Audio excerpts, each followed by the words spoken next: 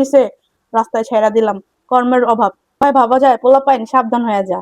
কারণ কুমিল্লাতে এরকম একটা ঘটনা ঘটে গেছে যে প্রেমিকার হাতে প্রেমিক খুন। তো এই ঘটনা থেকে কি শিক্ষা নেওয়া আছে? আগে টাকা দিত, টাকা খাইতো, ডিপ্রেশনে যাইতো, কেউ অনশনে বাড়িতে যায় বইসা থাকতো যে আমাকে বিয়ে করতেই হবে। এখন আর অনশনের দিন নাই, এখন ডাইরেক্ট ধর্মার খা।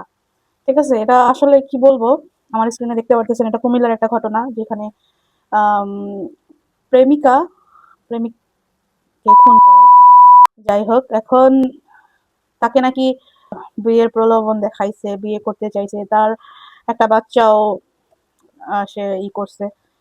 তো এই ক্ষোভে প্রেমিকা প্রেমিকের উপরে আর কি হামলা চালায়, ঠান্ডা মাথায় হামলা চালায়, দেখা করতে যায়, তার বাসায় থাকে, দেন হামলা চালায়।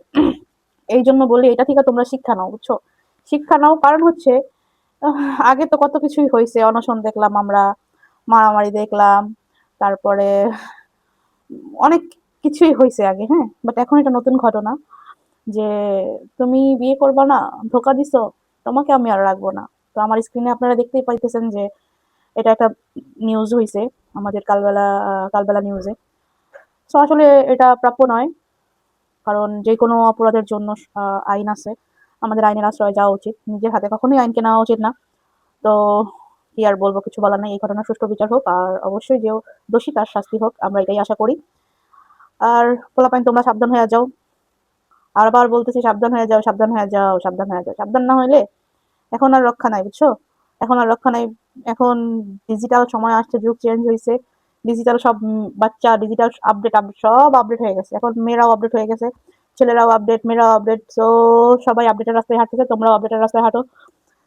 তো অবশ্যই সবাই কমেন্টে জানাবেন এর কি বিচার হওয়া উচিত নাকি না।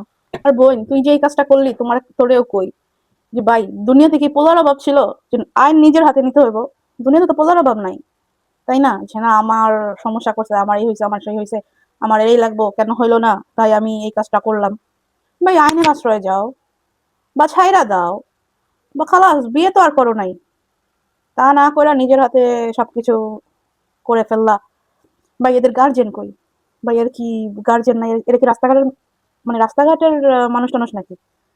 এদের জন্ম পরিচয় নাই, বা এদের ফ্যামিলি নাই, বা এদের আত্মীয় স্বজন নাই, বা এদেরকে টেকেল দেওয়ার মতন কেউ নাই? ভাই ফ্যামিলি থেকে একটা মানুষও নাই? এত কিছু হয়ে গেল, দেন হচ্ছে এত কিছু হওয়ার পরে মেয়ে তো এই সিচুয়েশনে আসছে, তাই না? বা এই ডিসিশন নিছে সে। তো ভাই ফ্যামিলি কি এদের খোঁজ খবর রাখে না? নাকি জন্ম দিছে রাস্তায় ছেড়া দিলাম, কর্মের অভাব, কর্ম এখনো করলে করলাম, না করলে নাই? ভাই তাহলে আর বাচ্চা টাচ্চা হওয়ারই দরকার কি? সন্তান পৃথিবীতে আনার দরকার কি যদি বাপ মা নিজের সন্তানরা চোখে চোখে না রাখতে পারে? নিজের সন্তান কি করতেছে, কোন জায়গায় যাইতেছে, কোন সিচুয়েশনে সন্তানটা আছে, সেটাই যদি দেখতে না পারে, কি লাভ? কোনো লাভ নাই। ঠিক আছে, সো এখানে বলবো ফ্যামিলিরও কিছু সমস্যা আছে, কারণ কেন তার মেয়ে এই সিচুয়েশনে গেল? সে তো একেবারে এই কাজটা করে ফেলে নাই না, আর একদিনেই করে ফেলেনি। এই এত বছরের সম্পর্ক আস্তে ধীরেই আগাইছে, আস্তে ধীরেই সে এরকম একটা ডিসিশন নিছে। তো আগে থাকতেই ফ্যামিলির এটা খেয়াল করা উচিত ছিল, তার প্রতি আরেকটু গুরুত্ব দেওয়া উচিত ছিল। আর অবশ্যই তার প্রতি আরো মানে তাকে এক কথায় তাকে তার প্রতি মনে হয় না তার খোঁজ খবর বাপ মা নিছে যে আমার মেয়ে কি করতেছে, কি খাইতেছে, কই যাইতেছে। যদি খোঁজ খবর নিত এরকমটা হইতো না।